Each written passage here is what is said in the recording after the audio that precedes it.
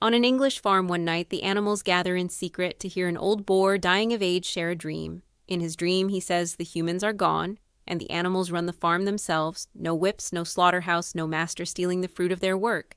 They rise up, they win, they raise their own flag over their own land, and within a few short years, they will be lining up to be worked to death and sold for slaughter by their own leaders, who by the end are indistinguishable from the humans they overthrew. Animal Farm is barely 100 pages long.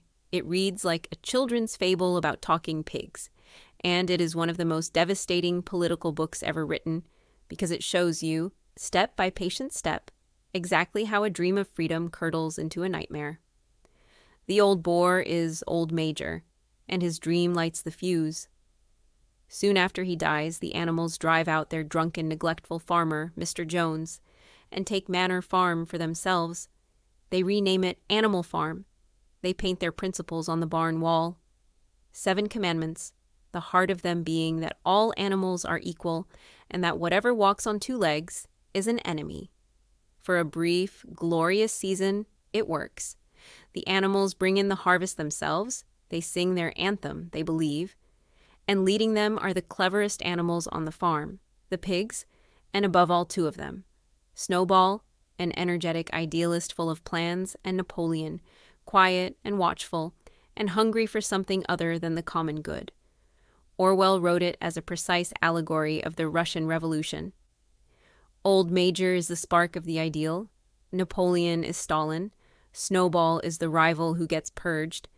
But you don't need to know a scrap of that history for it to chill you, because the machinery it exposes is universal. Watch how power actually consolidates.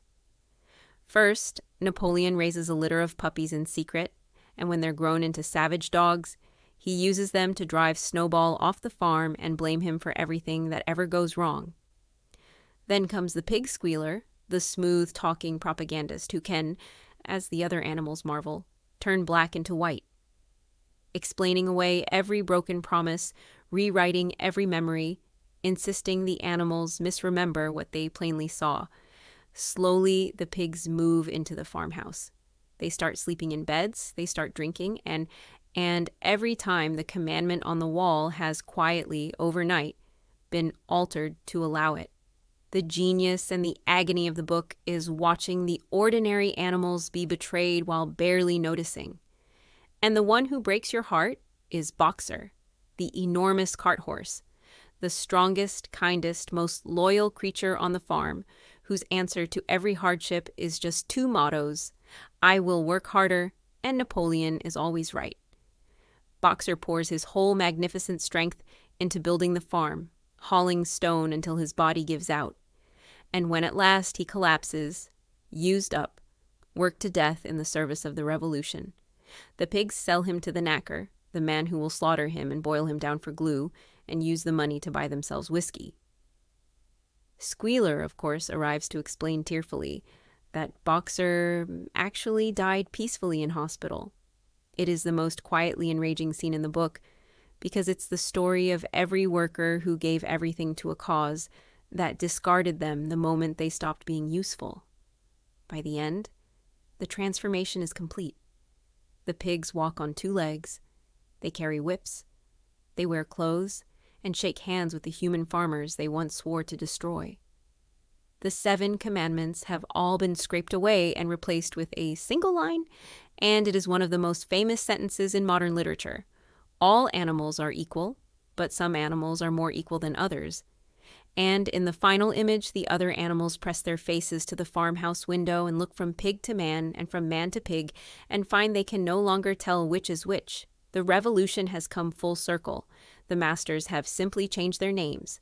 The man who wrote it believed in the dream the book seems to mock. And that's the key to understanding him.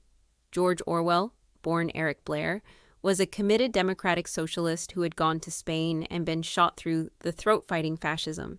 He wasn't attacking the idea of equality. He was attacking the way tyrants hijack it, the way the revolution becomes an excuse for a new elite to seize everything while speaking the language of the people. He wrote Animal Farm during the Second World War, when Britain was allied with Stalin's Soviet Union, and publisher after publisher turned it down, too nervous to insult a wartime friend.